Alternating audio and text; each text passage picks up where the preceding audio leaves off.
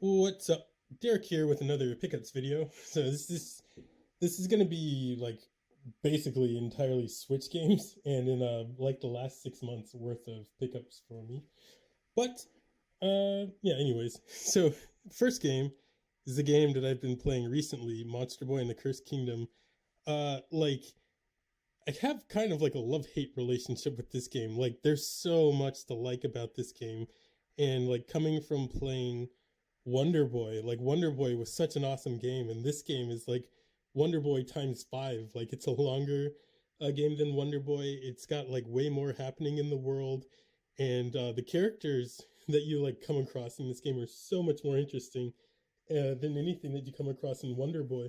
But there's some like weird gameplay choices that they made in this game, and like some of the environment objects are kind of broken.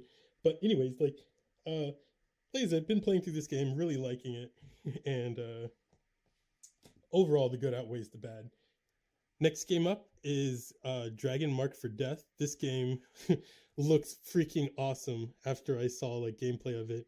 The digital versions of this game is broken up into like two different games where they'll put like two characters in one version and two characters in the other.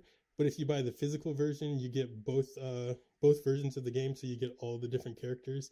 But basically, this game kind of plays like Castlevania, like Symphony of the Night, kind of like. And it's like a side-scrolling like action game, I guess. Like it's not a Metroidvania game, but like the combat and the levels kind of feel like Metroid, except there's like no backtracking or anything.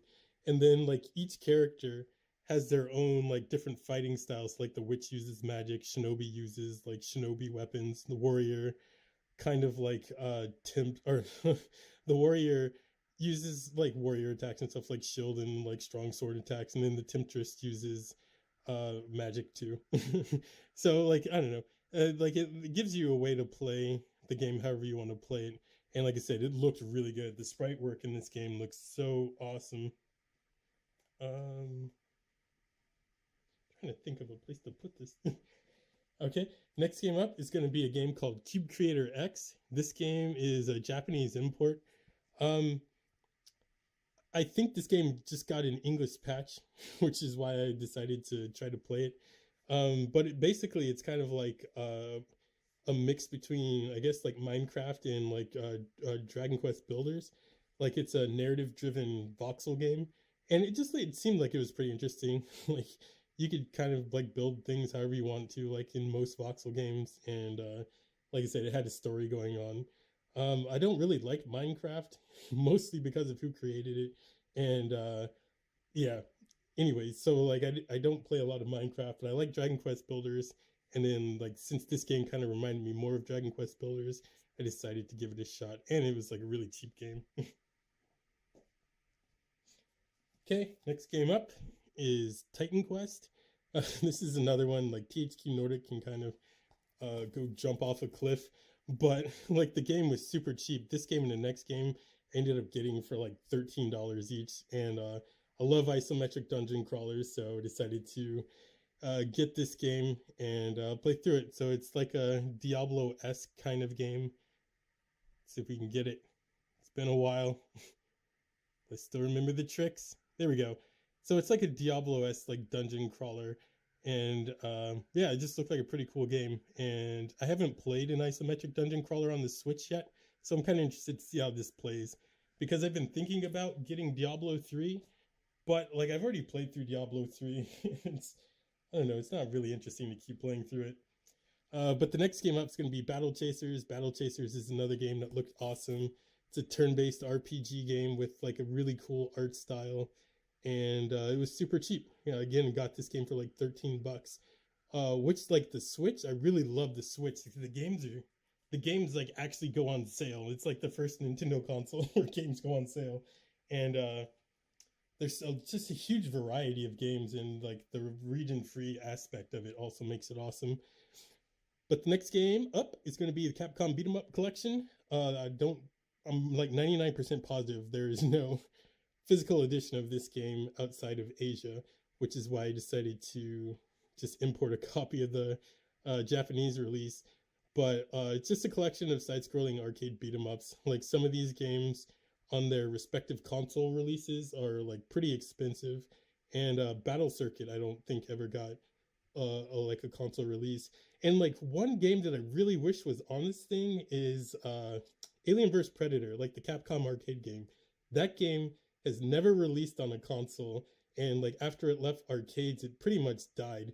But like that game and Alien Isolation are like the only two good Alien games that have ever existed. Like that game was so good. And then the next two games are going to be just like giant collections.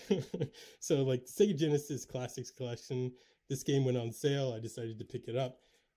This game is basically a Sega Genesis on a Nintendo Switch. There's so many good games on this thing that I'm not even going to try to like name them. Like if you're just looking for hours and hours and hours of like games to play, like quality games to play, look into picking this thing up. And then also like the Sega Genesis Mini is coming out, so I think that game has more games on it than the Sega Genesis Mini. But I definitely want to get a Sega Genesis Mini because I was 100% a Sega kid back in the day. And then the next one up is going to be the SNK 40th Anniversary Collection. I just discovered like SNK's website, they're selling a collector's version of this, but it didn't seem like it had a lot of interesting things in it. So I just went with the normal version of this.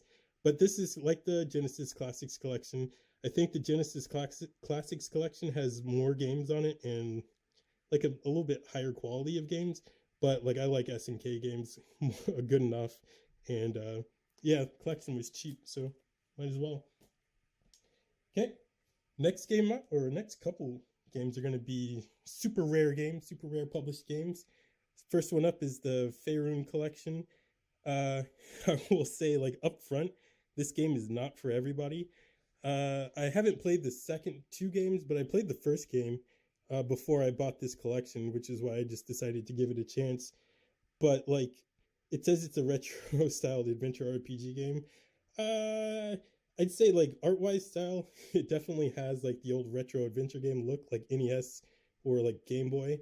But and even like the adventure aspects are pretty similar, but after that, that's where the similarities kind of diverge.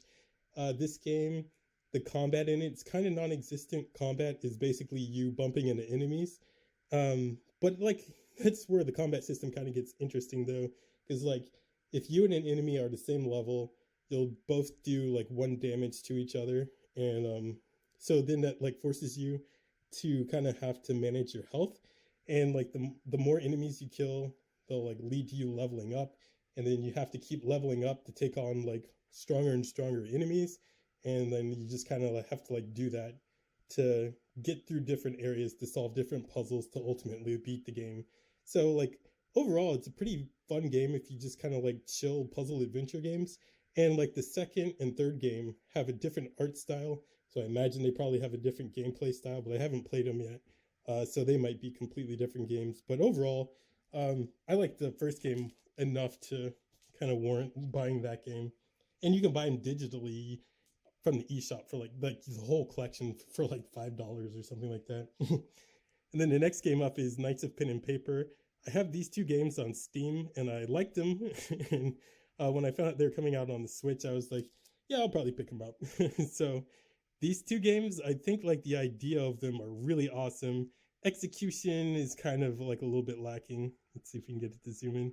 So like the premise of this is it's a turn-based RPG game, and like in the forefront, it's you and like some other people that are supposed to be like your friends, playing like a game of D&D, like a tabletop game of D&D, and like the DM is the one like building the world around you. So like the DM will give you, or like the game switches between you controlling the characters and then you controlling the DM. And then like when you control the DM, you can decide like where the players go next, what enemies show up in combat, when combat happens, how many enemies the players have to fight. And then when you're in the fight and stuff, you have to like control the characters and then try to defeat the enemies. So like the idea of it was really awesome. Just the execution is kind of a little off. I think the developers switched between the first two games, so they end up looking pretty different, and the second game plays kind of different, but they're more or less the same. And there's also a third game that's like it's basically the same concept for a game, except the setting is like sci-fi, which I think is pretty awesome. And then the next game is Stardew Valley Collector's Edition. So this is the only way to get the physical version of Stardew Valley on the Switch right now. And Stardew Valley is like an easy top 5 game for me. Like I love this game. It's usually like between this and Skyrim, it's usually the game that I play when I want to play a game, but I don't know what I want to play, or if I don't really want to invest a whole lot of time or thought into a game. Like I can just play these games and definitely have a lot of fun. Stardew Valley still to me is just like such a great game. One person made the entire game themselves. They did all the music, all the graphics, all the programming and stuff, and it's just like an awesome like technical feat that I find really interesting. And in the game, like I said, it's just super fun. Like it's honest to God, super fun. And it basically ruined the Harvest Moon like genre for me. Like that's just like the top game in that genre, and it's not even close. Like Harvest Moon has just fallen off a cliff at this point. But the next two games, well, all the last games are going to be from my favorite genre. So shooter games. First game up is going to be Psycho Shooting Collection Volume 1. This game has Strikers 1945, Gunbird, Samurai Aces, and Soul Divide. The cool thing about the Switch now is like it's a shooter powerhouse, and like you can get all 4 of these games on the eShop for like decent prices. Whereas like on their respective consoles, well, maybe not Gunbird and even like Soul Divide, Strikers 1945. Samurai Aces is really the only one on this collection that's really expensive to buy, like on its respective console.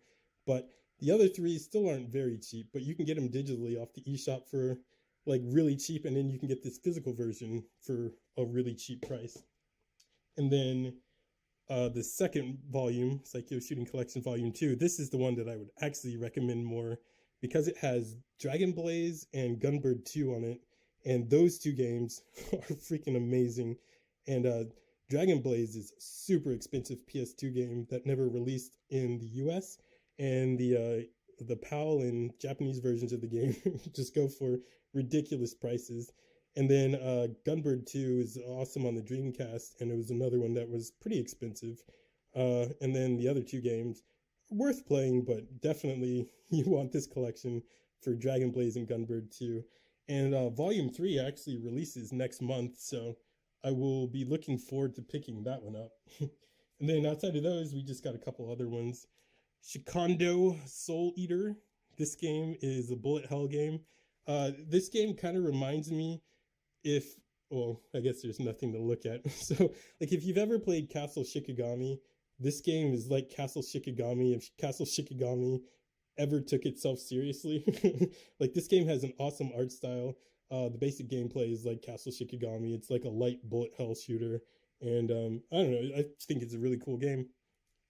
And we also have Arcs in Raijin. This game is very cool. This game actually kind of reminds me of Caladrius Blaze in quite a few ways, but basically you get to fly around giant mechs that can well, you like fly them around in aircraft mode, but you can like see them transform and stuff in the menu and stuff.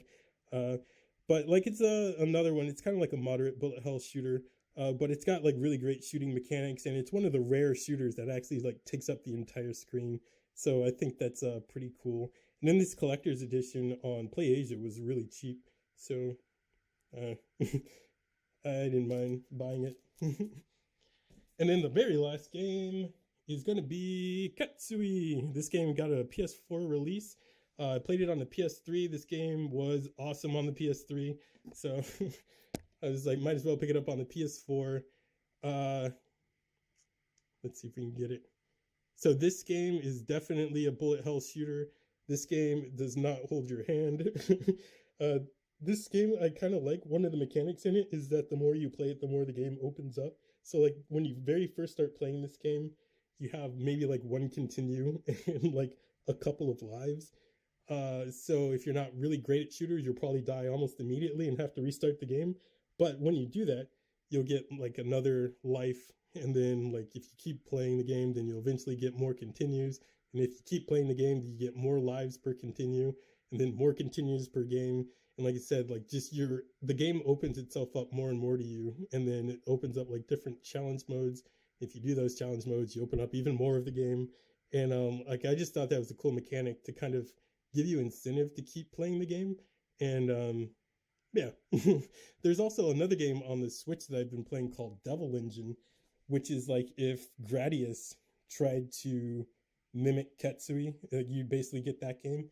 And it's pretty cool. It plays almost the exact same way. Like when you first start playing the game, you get like a couple lives and like one continue, and then the more you keep playing the game, the more the game opens up to you.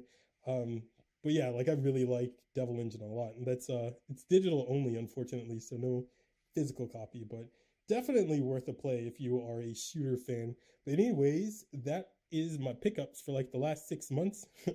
I guess I'll do another one in 6 months. But I hope everybody is doing well, and I hope everybody is prepared for a good weekend coming up. And I hope you have a great rest of the day. Take it easy. Later.